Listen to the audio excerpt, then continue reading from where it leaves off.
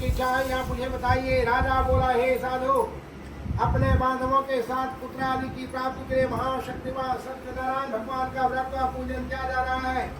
राजा के वचन सुनकर साधु आदर के साथ बोला, हे राजन, मुझे इसका संविधान कहो, मैं भी आपके कथानुसार व्रत को करूंगा। मेरे भी कोई संतान नहीं और इससे नीचे हो गए। राजा से संविधान सुन व्यापार से निवृत्त हो आनंद के साथ घर गया। साधु ने अपनी स्त्री से संतान देने वाले उस व्रत का समाचार सुनाया और कहा कि जब मेरे संतान होगी तब मैं इस व्रत को करूंगा। साधु ने ऐसे वचन अपनी स्त्री लीलावती को कहे और एक दिन उसकी स्त्री लीलावती सत्यनारायण भगवान की कृपा से पति के साथ धर्मपरायण होकर गर्भवती हो गई और 10वें महीने में उसके एक सुंदर कन्या का जन्म हुआ। दिन दिन वह कन्या इस तरह बढ़ने लगी जैसे शुक्ल पक्ष का चंद्रमा बढ़ता है। उस कन्या का नाम कलावती रखा गया। तब लीलावती ने मीठे शब्दों में अपने पति से कहा कि आपने जो संकल्प किया हुआ था कि भगवान का व्रत व पूजन करूंगा, अब आपसे कीजिए। साधु बोले, हे प्रिय, इसके विवाह पर करूंगा। अपनी पत्नी को आश्वासन देकर वह नगर को गया। कलावती पितृगृह में वृद्धि को प्राप्ति हो रही थे।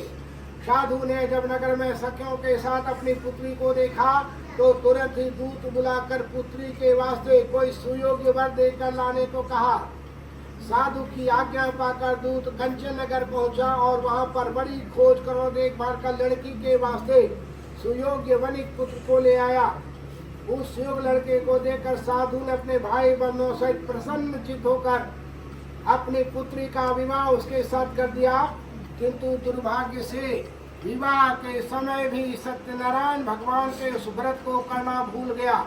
तब श्री सत्यनारायण भगवान क्रोधित हो गए और श्राप दिया कि तुम्हें दारू दुख प्राप्त होगा। अपने काम में कुशल साधु बनिया अपने जहाँ माता सहित समुद्र के समीप रत्नपुर नगर पहुंचा और वहां दोनों ससुर चंद्र केतु राजा के नगर में पहुंचे और व्यापार करने लगे।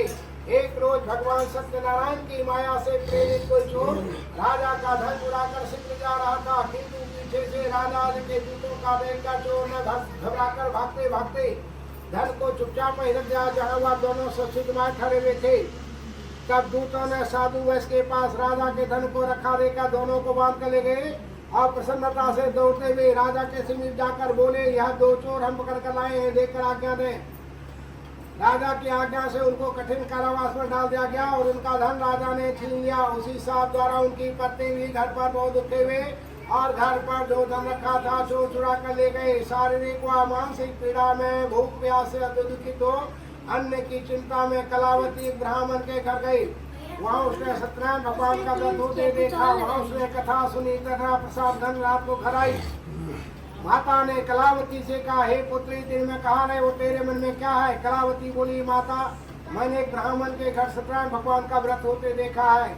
उसके वचन सुनकर लीलावती भगवान के पूजन की तैयारी करने की। लीलावती ने परिवार और बंधुओं से भगवान का पूजन किया और यह वर मांगा कि मेरे पति और दामाद से किया जाए और प्रार्थना की कि हम सबका अपराध क्षमा करें।